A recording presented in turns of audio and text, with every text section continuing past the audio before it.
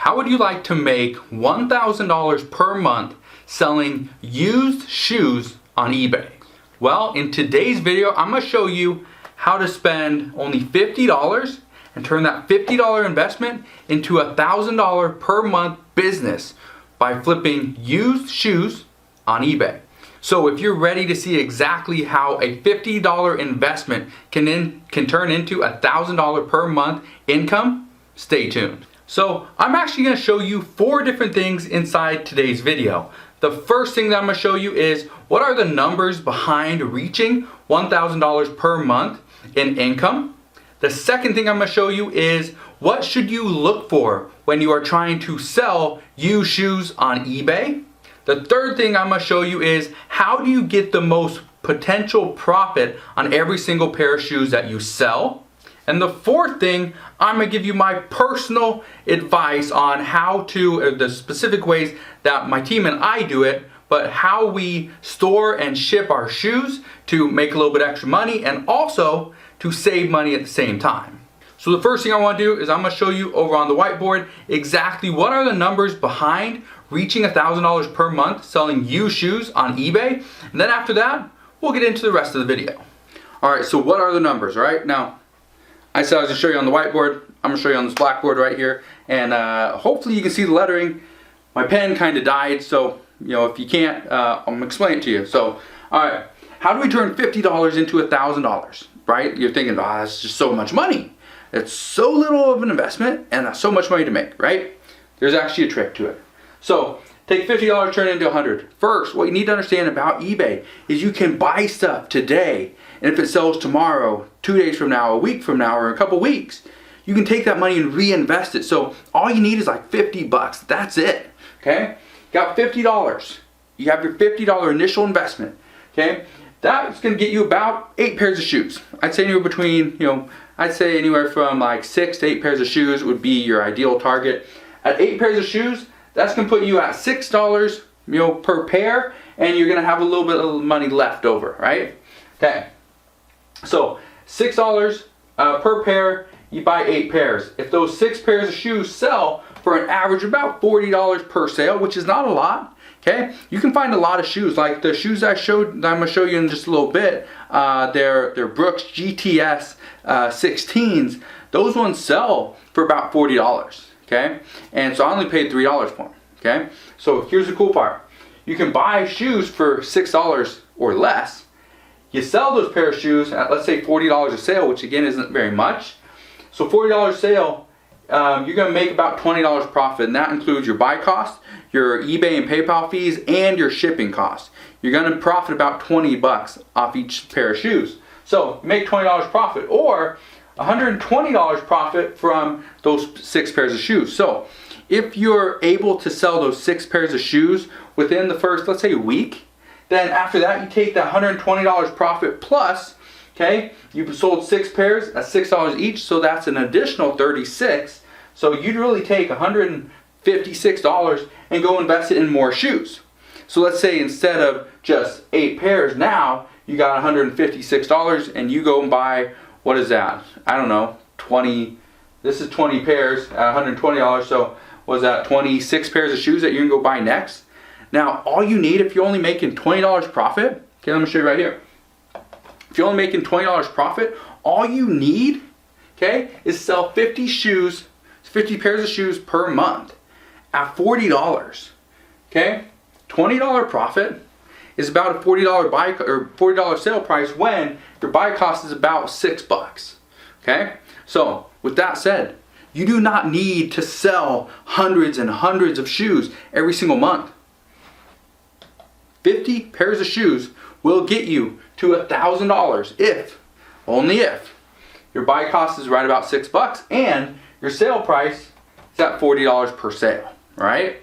So hopefully that kind of helps you out, but let's jump into the rest of the video and I'm going to show you, number 1, I'm going to show you what to look for. I'm also going to show you and give you some tips on how to get the most profit and how to ship and store your products so that you can run an efficient eBay business. Alright, so like I said, like I promised, I want to show you what to look for when you're selling shoes on eBay.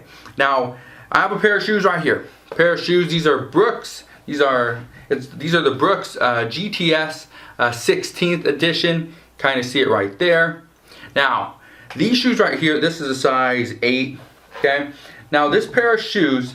So the reason why I picked these shoes, number one, is because they have a few things I want to just address. All right. So what to look for?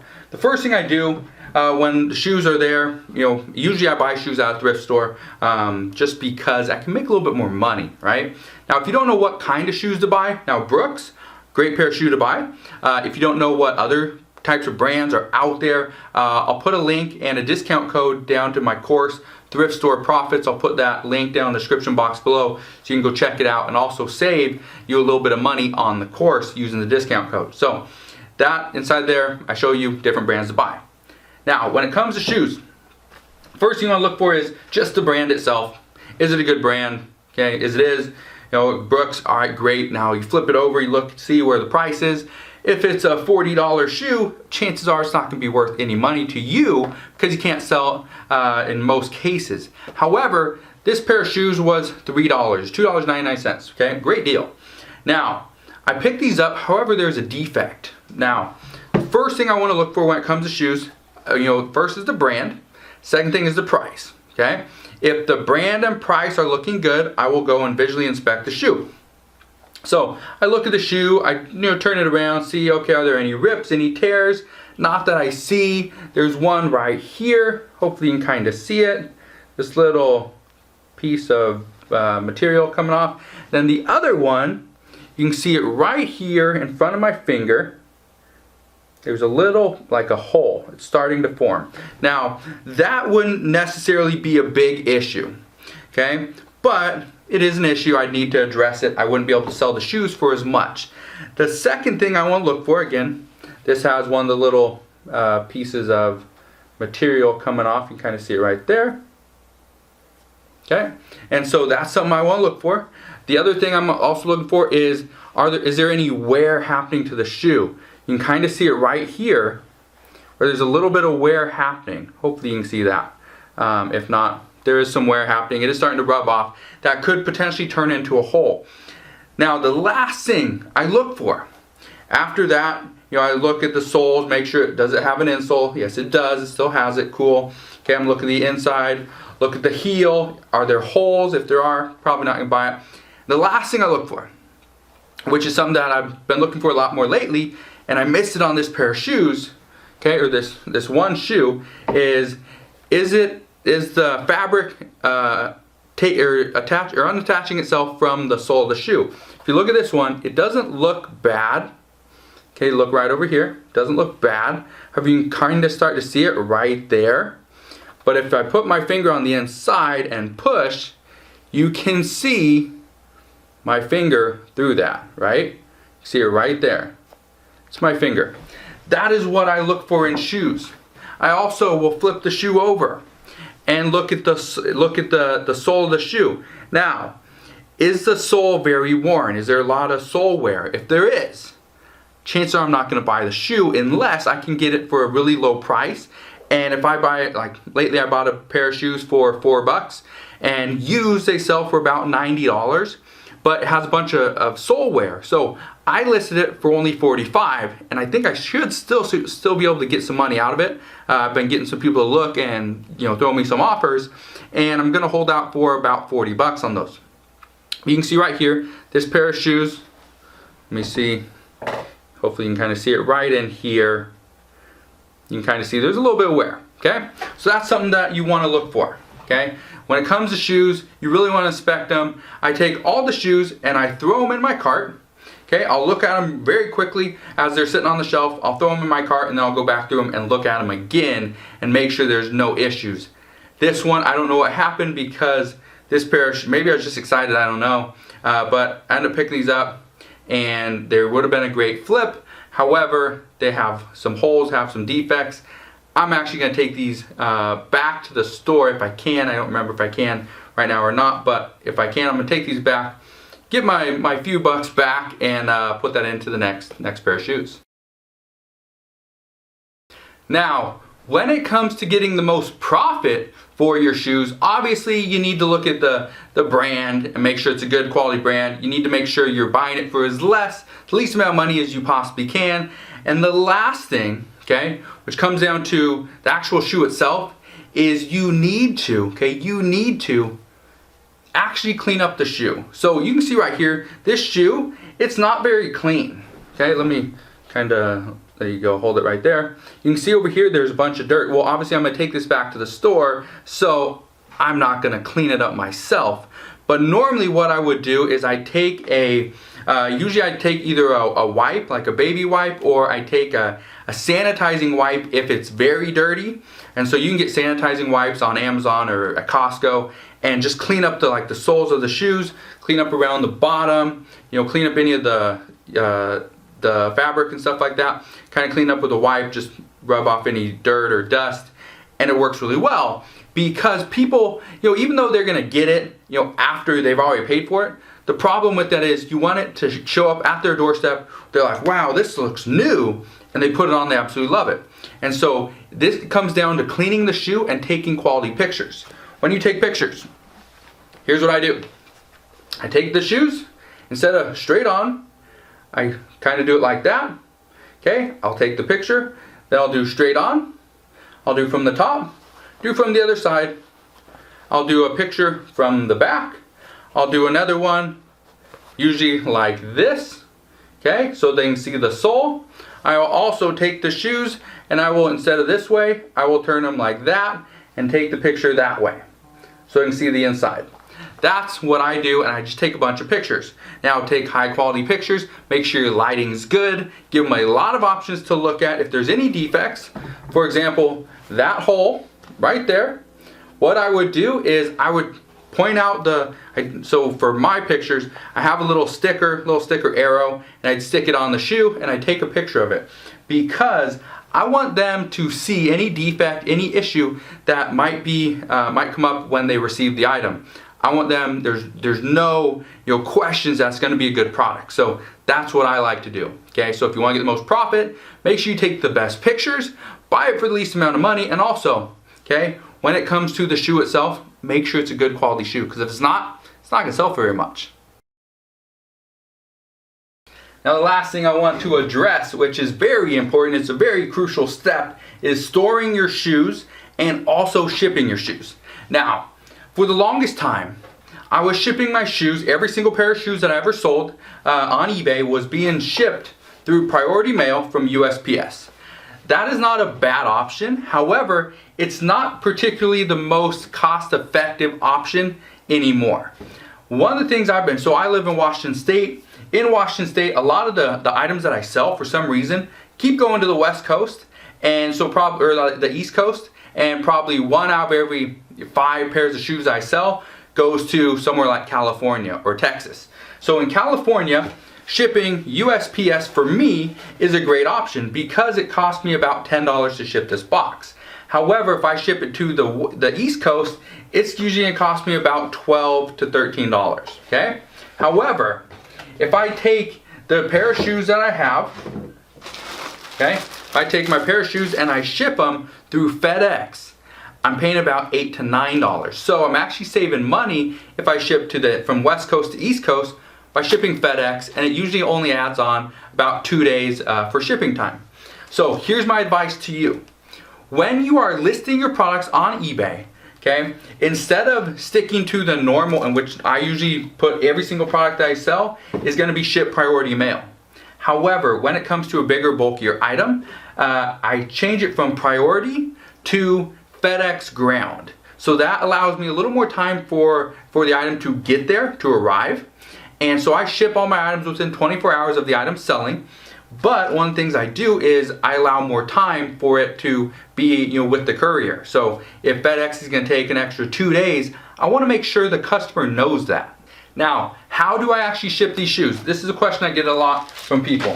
Well, the first thing I do is I take my shoes and I put them in this clear plastic bag. And you can see this label on it. I'm going to explain the label in a second. Okay? But I put them in that. Now, what I normally do is I'll wrap them in usually 2 or 3 pieces, depending on how big the shoes are. I will take this pair of shoes and I will turn them over and they'll be pretty much one on top of the other. I will wrap it in bubble wrap and then I'll throw it in a poly mailer, okay? And these are very inexpensive. I'll put some links to so the clear bag, the brown tape, which I'm going to explain in a second, and poly mailers that I use. I'll put all the links to that down in the description box below, so you can go check that out if you want to. But that's how I ship it, and it's going to save me a little bit of money because this box, okay, it weighs a little bit. It weighs a lot more than that poly mailer that I just showed you. Okay, so that's what I do for shipping. Now, as far as storage, here's the biggest thing, the biggest change I've made to my business is I used to take all the items, and you can get all these priority mailboxes at the shoe box absolutely free from USPS. All you gotta do is go online and order it. It's absolutely free. And so I used to order these, and I would, well, I haven't taped it up, you can see right through it.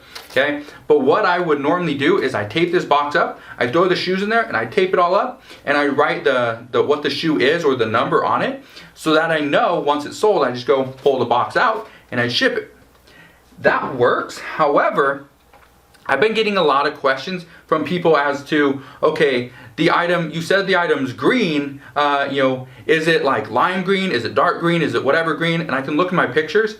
Or one of the things I've been doing lately is I'll go back to the item to check it out. For example, somebody asked, you know, is the sole, is this kind of sole in the shoe? Or does it say this on the bottom of the shoe? Well, I don't know.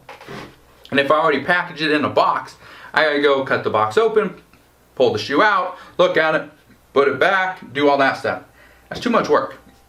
So one of the things my team and I have been doing lately, we've been rearranging all our shoes and putting them in clear bags like this, okay? Which again, I'll put a link to this clear bag down in the description box below. This label that's on it, okay? I'll put a picture so you guys understand what I'm talking about, but you can put like a custom label on your products when you're doing your listing. It's the third line down on your eBay listing. First you got your title, you got your subtitle, and then you got a custom like SKU or, you know, label or whatever, okay? That's what this is. The buyer doesn't see this, but as a seller, we see it, okay?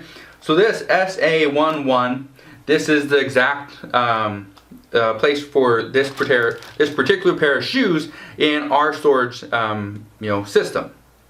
So S just means it's in storage, okay? So it's in storage. This is the shelf, or this is the shelf number or lettering. This is the shelf number. So as far as it's storage system A, so it's A, our very first shelving unit. 1 is our very first level, so it's the very bottom level. It's 1, 2, 3, 4. And 1 is box 1. So we got it's in storage on shelving unit A, level 1, box 1. Okay, we can get 3 boxes on every single shelf. So if it was it's in storage, shelving unit A, level 1, box 3, it would be SA13. Hopefully that makes sense, okay? And so then we know, I just throw it in the box, and then I know anytime this particular item sells, I look at the custom, you know, label on it and see, okay, that's where it is. I go to our storage unit. I will look to see, okay, this is what it is. It's on storage A, you know, level 1, box 1. Okay, and I'll go and pull this exact same item. Now, the reason we do this is because we got items, you know, scattered all over the place. Just because once you get enough items, it's very hard to keep it all in one little spot. So if you have a, let's say, garage, you're probably not going to be able to put all your items in one little garage, especially if you're selling bigger, bulkier items like shoes. So just keep that in mind when it comes to storing, is sometimes you got to keep stuff spread out a little bit or buy a bigger warehouse. That's not something I really wanted to do. So we keep stuff in kind of different areas, but in the end, makes it easy because we can go and pick all of our stuff every single day, ship it off, and it just makes it a little bit easier. Now, the last thing I just want to say is that selling shoes on eBay can easily become a full-time income. You can easily make $1,000, $2,000, $3,000 or more just selling used shoes.